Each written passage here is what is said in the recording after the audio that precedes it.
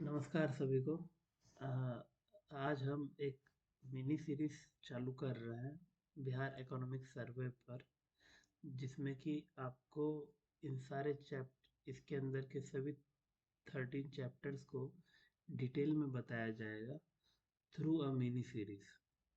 तो यह mini series का पहला लेक्चर है, जिसमें कि हम बिहार इकोनॉमी का ओवरव्यू देखने वाले हैं। तो जैसा आप जैसा कि देख सकते हैं कि यह बिहार इकोनॉमिक सर्वे का 16th एडिशन है, और यह उस टाइम के फाइनेंस मिनिस्टर माननीय तारकिशोर प्रसाद जी, फाइनेंस मिनिस्टर जो थे उस टाइम पे बिहार के, उन्होंने प्रस्तुत किया था। तो ये जो 16th बिहार इकोनॉमिक सर्वे था, इसका रिपोर्ट यह कहता है कि बिहार की इकोनॉमी पिछले 5 साल में लगभग 2.1% का अ, दर्ज किया है, और उसका जो कि कंपेरेबल है नेशनल एवरेज का। जबकि अगर हम लास्ट ईयर का बात करें, तो कोविड लॉकडाउन टाइम पीरियड का, तो उस टाइम पे बिहार इकोनॉमी जो है वह 2.5% की रफ्तार से बढ़ा था। जबकि at the same time, India's economy was reducing by 7.2%।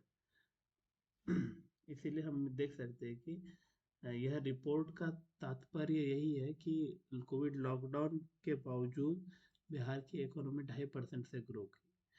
तो यह बताता है कि बिहार की इकोनॉमी ज़्यादा रेसिलियंट है as compared to nations economy.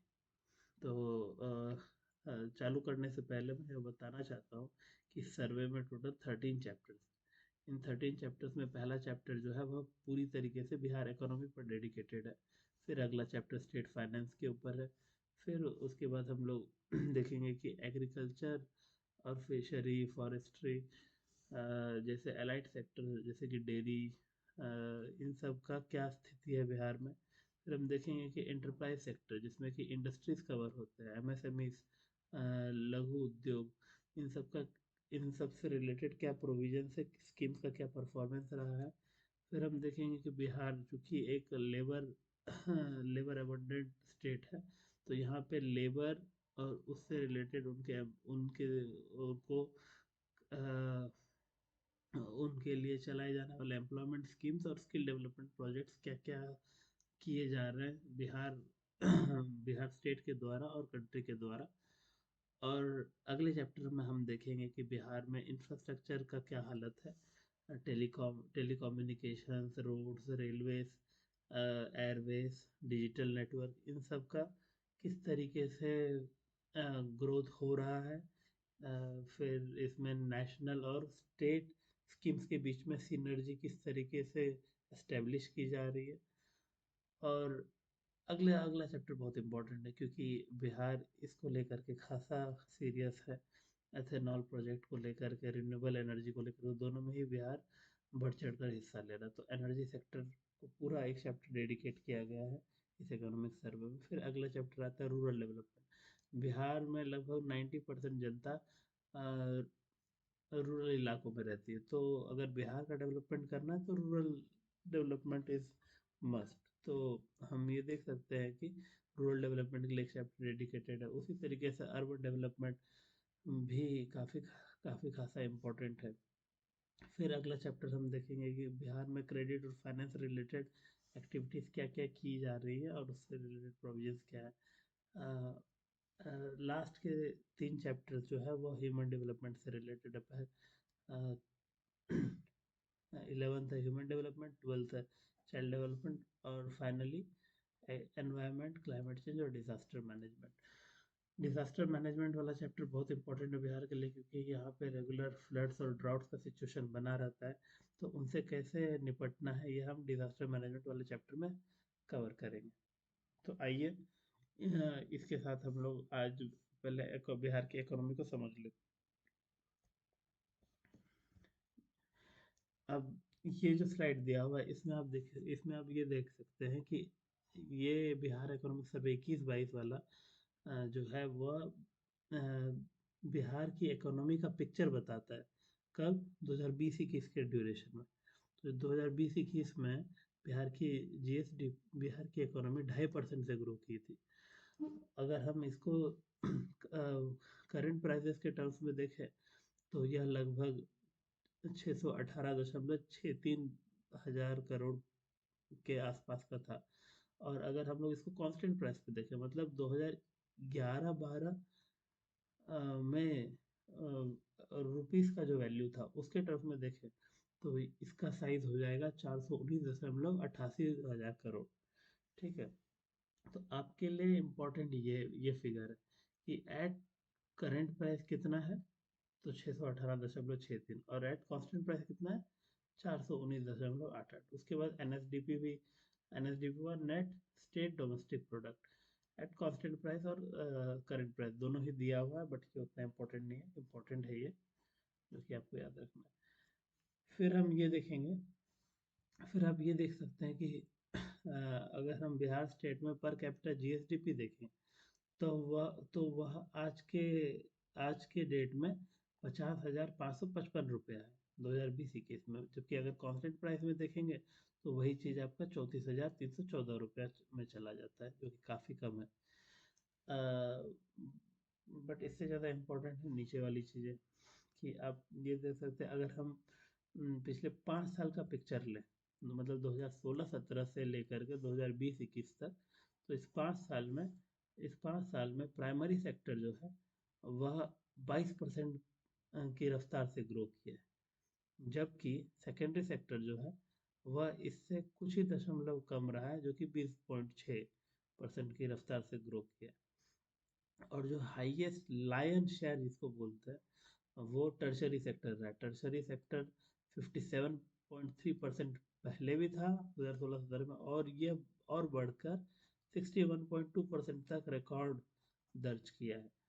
तो हम देख सकते हैं कि बिहार जैसी इकोनॉमी में जिसमें कि लेबर काफ़ी ज़्यादा है, वहाँ पे भी टर्शरी सेक्टर ही सबसे ज़्यादा तेज़ी से ग्रो कर रहा है। तो यह अपने आप में चौंकाने वाली बात है, बट साथ में ये भी देखने की बात है कि बिहार में टर्शरी सेक्टर में ग्रोथ अगर हो रहा है तो इससे रिलेटेड हम लोग को इंफ्रास्ट्रक्चर और मजबूत करने की ज़रूरत है, ताकि इसके कंट्रीब्यूशन को हम सस्टेन कर सकें।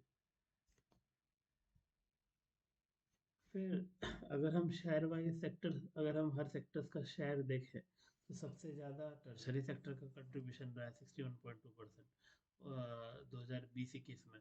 उसके बाद सेकेंडरी सेक्टर का 19.5% और प्राइमरी सेक्टर का 9.2%।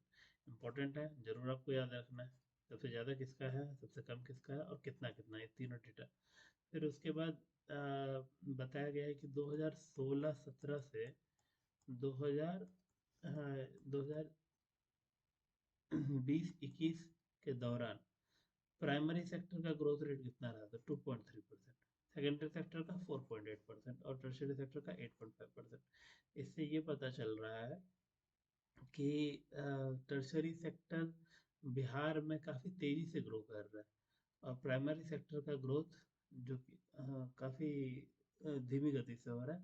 बट खुश खुशखबरी, सिल्वर लाइनिंग यही है कि हर सेक्टर में ग्रोथ रिकॉर्ड किया जा रहा है, और it is more than 2%। And overall हम लोग कितने परसेंट से ग्रो किए हैं, 2.5% इन 2021। ठीक है।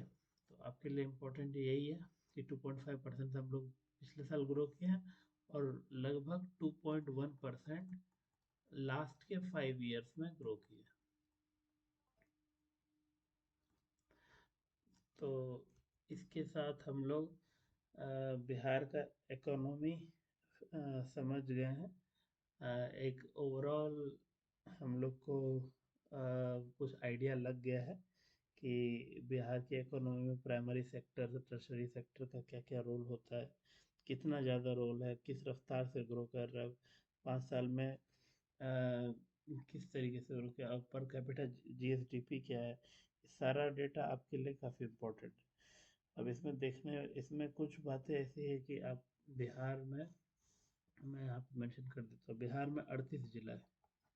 इस 38 जिला में भी पर कैपिटा जीएसडीपी हम लोग देखते हैं कि सबसे ज़्यादा per capita GSDP of each district wise जब हम देखेंगे तो उसमें पटना टॉप पे आता है।